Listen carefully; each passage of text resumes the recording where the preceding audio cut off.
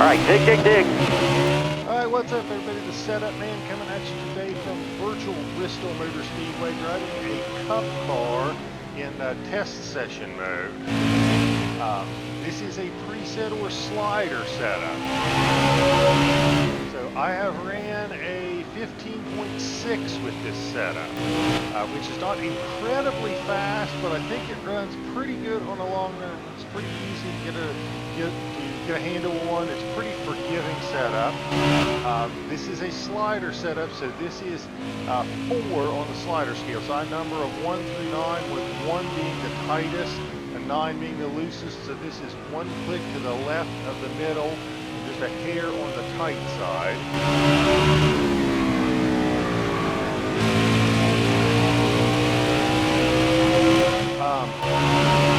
I did not necessarily test this to be a setup because all the way through a fuel run. You get so many laps out of a tank of gas, and there is the 15.6 that I was looking for, so I'm going to slow down here. You get so many laps on a tank of gas that running a car at Bristol to where you're down to no gas left in the tank just rarely happens. So I set this thing up to go about 3/4 of the way through a fuel run and handle pretty well. If you go beyond that, it might get a little bit loose on you, but if you're 2 times wear, that is probably 60 to 65 laps before it starts giving you any trouble.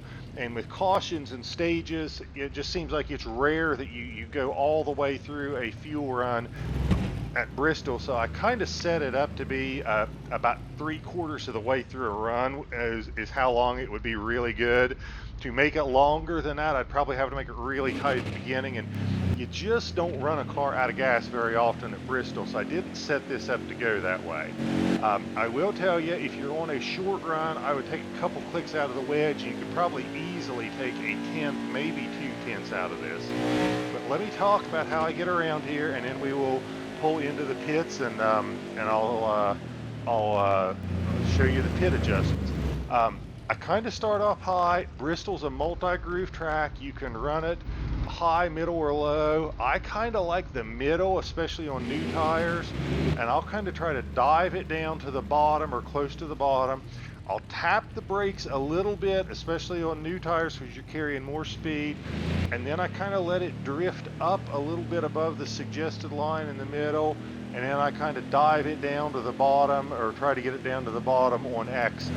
Now that's what I do on new tires. Now as the tires wear, it seems like it's easier to drive by running a higher line, and when I run a higher line, I'm not touching the brakes at all. I'm just kind of letting it roll. I still kind of start off low, but I just kind of let it roll into the corner. I diamond the corner by going up high here and then diving back down. You kind of want to start the corners fairly early. And when I say early, what I mean is you want to start turning down in early. I mean, you're probably about where this red sign is, or just past it, is when you want to start turning the wheel to try to get it down to the bottom. That seems to be the best way to get it down there. And like I said, I'm very, very light on the brakes. Very light on the brakes on the new tires.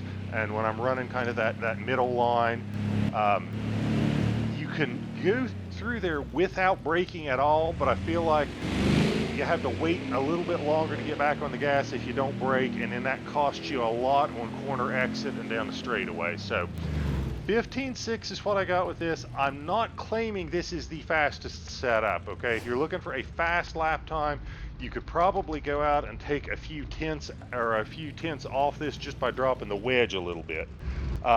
Once again, this is a 4, and I'm about to pull onto pit road, and you can see what the adjustments look like here. It's a short pit road, so I got to talk quick. Did not mess with the tape. I think I moved the wedge by about 1 click, maybe 2. The left front, I went up a couple of pounds because I felt like that helped keep it from getting loose. Went up probably 3 or 4 pounds on the right front.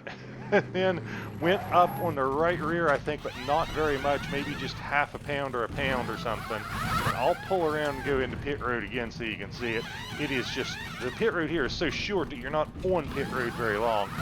I think the left rear is the only tire that I didn't adjust the pressure on a You're clear little of pit bit. road. And I know that you guys can adjust or can stop the video and pause it so you can see what the what the adjustments are, but I'll pull on pit road here again just so you can see it and get a better look at it.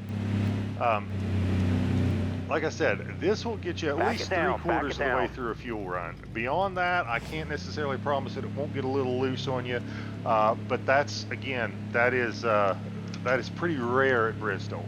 Yeah, that right rear tire, I think I'm up a pound and a quarter maybe, but those are what the adjustments look like. Try it out. Let me know what you think.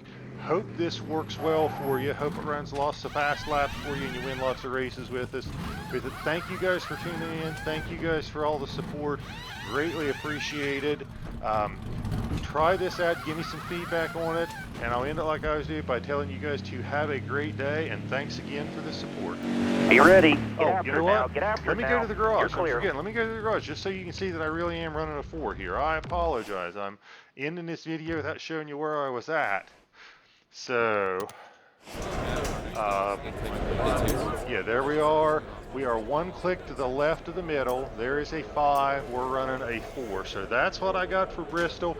It's been one of the more popular requests from viewers. So there you go. Thank you guys again. And now I'll really end it.